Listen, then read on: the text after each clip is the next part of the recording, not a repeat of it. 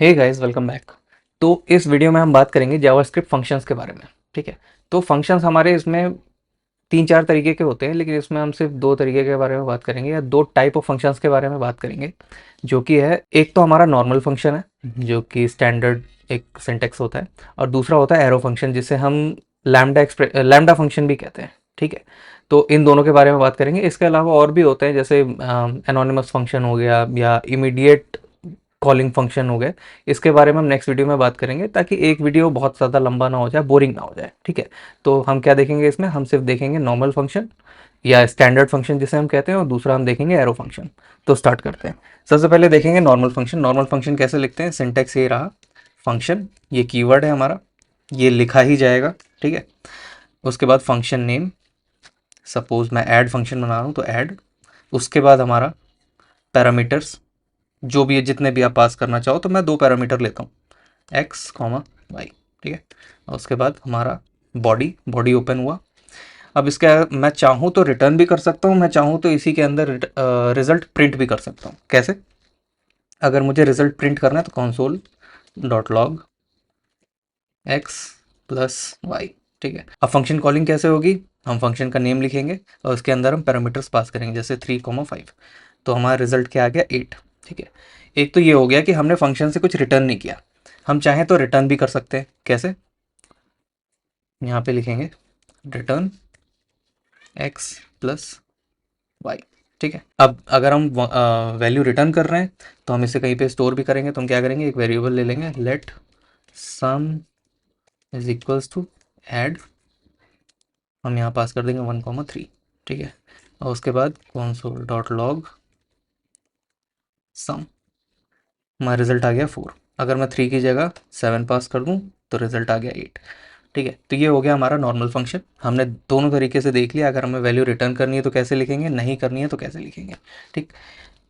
अब हम next type देखेंगे, लैम्डा फंक्शन या एरो फंक्शन। इसमें हम जावास्क्रिप्ट में एरो फंक्शन कहते हैं, एरो फंक्शन से डिनोट करते हैं। ये कैसे लिखा जाता है, लेट, तब हमें फंक्शन का नाम या वेरिएबल का नाम कुछ भी रख देते हैं हम, ऐड। ठीक है। इक्वल्स राउंड ब्रेसेस, इसके अंदर हमारे पैरामीटर्स जाएंगे एक्स कॉमा वाई। ठीक है। एरो, ये यहाँ पे ध्यान देने वाली बात है, ये एरो आएगा। ठीक है।